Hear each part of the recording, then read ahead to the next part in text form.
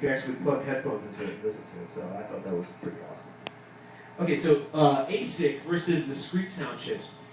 This is good to know if you're modding, and I didn't know this at first, so I started like gutting my things, and I was like trying to probe, and I broke a lot of stuff trying to figure out what the hell I was doing. So ASIC means application-specific integrated circuit.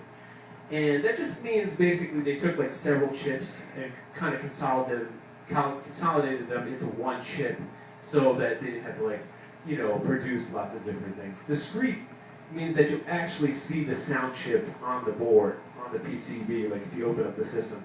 So basically all the SN7, 6, 4, 8, 9 chips in the Genesis are part of these ASIC things. So, you know, if I go back, let me see,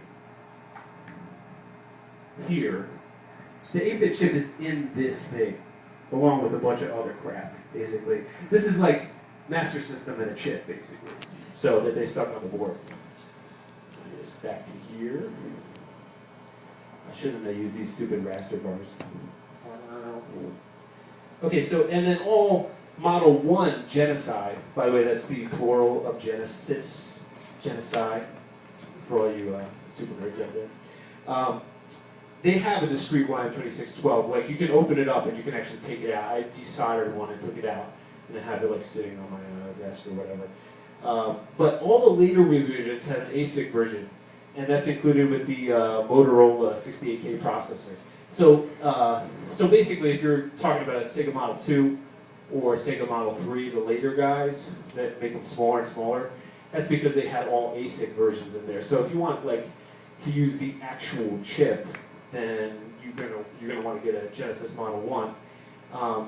But it doesn't really make too much of a difference because they're all digital chips. So, whatever.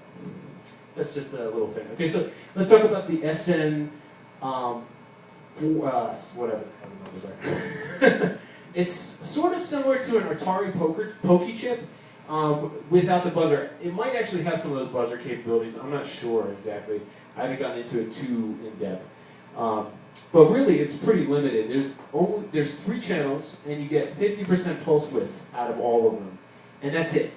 The only thing you can deal with is volume, turning it on or off, you know, really quickly, basically. You know, if you think about the Nintendo, that has a bunch of different pulse widths, 12, 25, 50, all that kind of stuff. I don't know, maybe I'm getting those numbers wrong, but. And then it also had one other channel with a white noise generator. So it had 4 channels, basically. So it's a heavily limited chip, but it has a lot of character. Some people are really into it online. Like there's a lot of, you go to SMS Power, or you look at some of these Sega forums, there's some guys that are like really into this chip. Alex Maurer did a lot of stuff with it. I'm going to talk somewhat about his patches later. So yeah, coding tricks kind of added the ability for pitch noise, sort of like the NES and Game Boy. If you know what white noise is, it just sounds like, you know, like that's pretty much it. That's all you got. But if you know, like the Nintendo noise channel is pitch, so you get all these different tones out of it, and it sounds much more dynamic, and that's probably why we all like it here, basically. So you can get, so there's a trick basically to get this pitched noise basically coming out of this chip. There's also periodic noise, which basically now sounds like a tone. There's a lot of Matt Furness Sega Master System tracks that use this sound, and we'll listen to it a little bit later so you know what it sounds like, basically. So yeah, so the noise channel was kind of tweaked out by a lot of coders and everything, and they kind of expanded the capabilities of the chip. That usually happens, especially in the chiptune scene. In the demo scene, guys were doing this to all sorts of different chips, especially the Atari guys. You know, the chip is so limited that they would just pull so many tricks on it with coding and all that kind of stuff. So, okay, so let's talk about the YM2612 capabilities. That's a 6-channel FM chip. Okay, so that's a lot more channels. And the 6th channel could load samples up to 32,000 kbps. Most games had like 8,000 or 16,000 kbps, or I guess I should be saying 16 kbps, whatever, my math is off. But yeah, so that's, you know, if you hear like drum samples or, you know, somebody being like, yeah, in the game or something like that. That's probably, if it's pretty crunchy, it's probably around 8 basically. If it's a little high quality, you know, a little bit more high quality, you see 16. And 32 is pretty, getting almost towards CD quality sound. 44.1 would be CD quality, basically. So there's actually, I've actually seen some things online where guys are playing CD quality samples. They're just running like something that sounds like a WAV file, basically, straight through the Genesis. And again, it's coding tricks, you know. So each channel had 4 digital sine wave oscillators that were assignable to like one of 8 algorithms, and we're gonna see them in a second. So the algorithms, that's like a scary word. People go algorithms, oh crap, you know, what the hell's going on?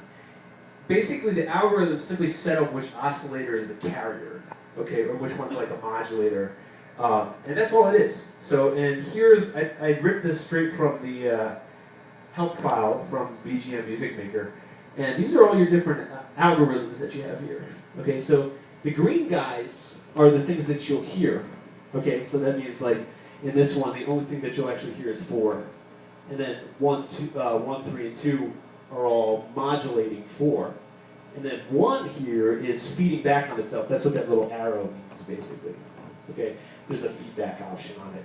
That's how you get these like distortion tones. Like you hear a lot of that in Sega soundtracks where it's like a distorted guitar tone or something like that. But yeah, this is I found this really helpful when I was using when I was trying to make instruments for a lot of different things.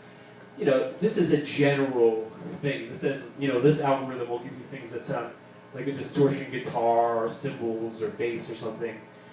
This will give you harp or PSG-like sounds. So there's a lot of guys that actually try to reproduce what 8-bit sounds sound like through an FM chip, which is something you can do. It doesn't sound exactly like it, but it's similar.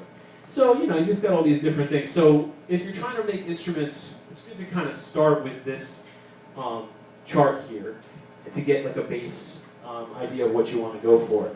So yeah, you can even see that like this thing here, you're hearing 3 and 4 at the same time.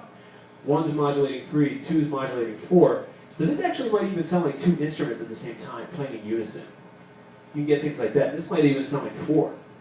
In fact, I do this for a lot of bass drums in my trench bed release, basically, to try to make them a little thicker, because they're a little flabby comparatively to like some of the bass drums. If you make them with this chip, they're a little flabby comparatively to like the 8-bit things.